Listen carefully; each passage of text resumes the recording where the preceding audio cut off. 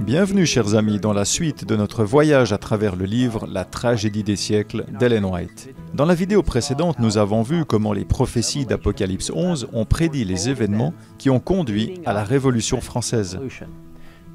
Aujourd'hui, nous allons poursuivre notre étude et je crois que vous serez étonnés de voir comment la prophétie s'est accomplie à la perfection.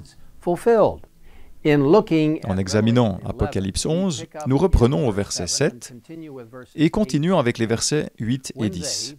Lorsqu'ils, c'est-à-dire les deux témoins que sont l'Ancien et le Nouveau Testament dont nous avons parlé dans notre vidéo précédente, auront achevé de rendre leur témoignage, la bête qui monte de l'abîme combattra contre eux, elle les vaincra et les tuera.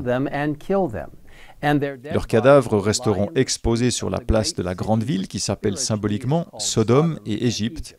C'est la ville où leur Seigneur a été crucifié. Tous les habitants de la terre seront dans la joie à cause de leur mort. Ils s'en réjouiront et échangeront des cadeaux, car ces deux prophètes leur auront causé bien des tourments. Que signifie donc ce passage et comment s'applique-t-il à la Révolution française ? Tout d'abord, il est important de se rappeler que ce langage prophétique est symbolique. Il ne fait pas référence à Sodome ou à l'Égypte au sens propre, mais à ce que ces lieux symbolisent.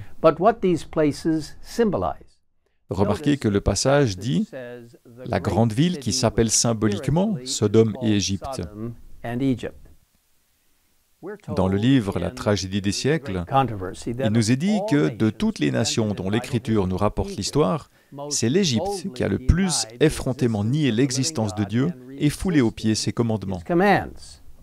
Vous vous souvenez peut-être de la déclaration audacieuse de Pharaon « Qui est l'Éternel pour que je lui obéisse en laissant partir d'ici les Israélites ? Je ne le connais pas, aussi ne les laisserai-je pas partir. » Cela, mes amis, c'est de l'athéisme. Et la nation représentée par l'Égypte aurait exprimé un tel déni des revendications du Dieu vivant et manifesté un tel esprit d'incrédulité et de défi. La grande ville décrite dans Apocalypse 11 est également comparée spirituellement à Sodome.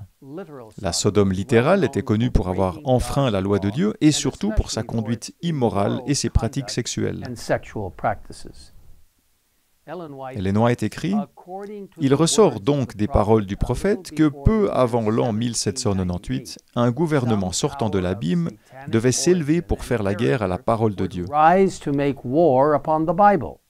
Dans le pays où les deux témoins allaient être réduits au silence, on devait voir s'étaler l'athéisme de Pharaon et la luxure de Sodome. »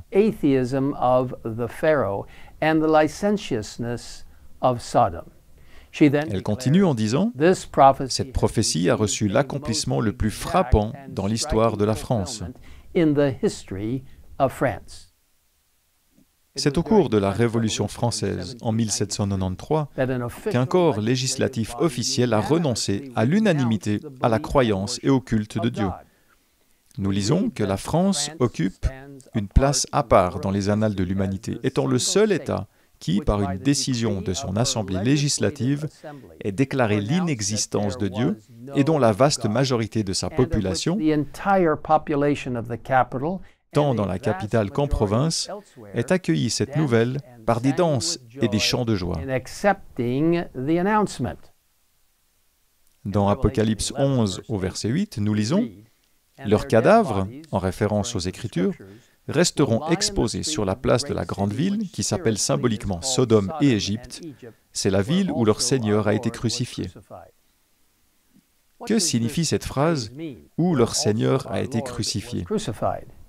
Nous lisons que ce détail prophétique s'était également réalisé. Aucun pays, au cours de son histoire, n'avait manifesté autant d'inimitié que la France contre Jésus-Christ. Par les persécutions qu'elle avait fait subir au cours des siècles aux confesseurs de l'Évangile, elle avait réellement crucifié le Seigneur dans la personne de ses disciples. Pendant des siècles, le sang des martyrs a coulé en France. Les Vaudois, les Albigeois et les courageux Huguenots ont tenté d'apporter la lumière de l'Évangile dans leur pays, mais ils ont été traités en parias et pourchassés comme des fauves. La persécution des protestants en France a atteint son apogée sous Louis XIV. Catholique fervent et connu sous le nom de Roi Soleil, Louis XIV a approuvé ce que l'on a appelé le massacre de la Saint-Barthélemy, l'un des massacres les plus sanglants et les plus impitoyables de tous les temps.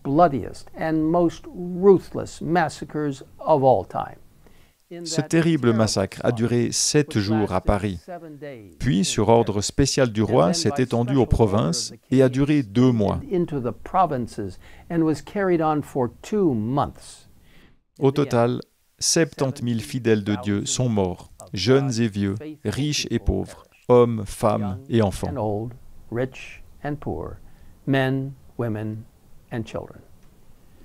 Il nous est dit que lorsque la nouvelle du massacre parvint à Rome, il y eut une grande joie. Le canon de Saint-Ange se fit entendre en signe de joyeux salut. Les cloches de toutes les églises sonnèrent à toute volée.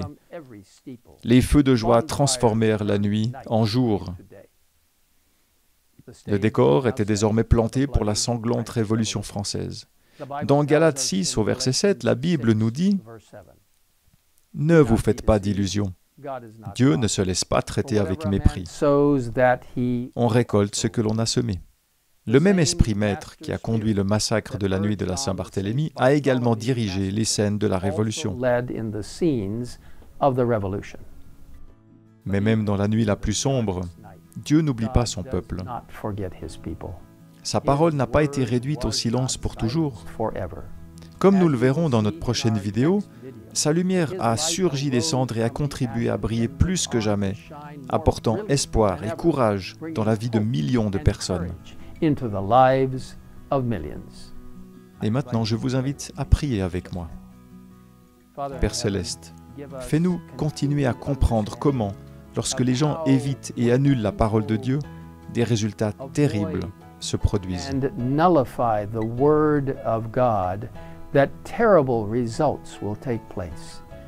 Seigneur, aide-nous à accepter ta parole, à accepter tes enseignements de l'Ancien et du Nouveau Testament, et à comprendre que tu as de précieux messages pour nous, depuis la salle du trône céleste. Protège et prends soin de chacun de nous spirituellement et dans tous les domaines, afin que nous puissions, comme tant d'autres dans le passé, défendre la vérité biblique, quoi qu'il arrive. Merci de nous avoir écoutés. Nous te le demandons au nom de Jésus. Amen.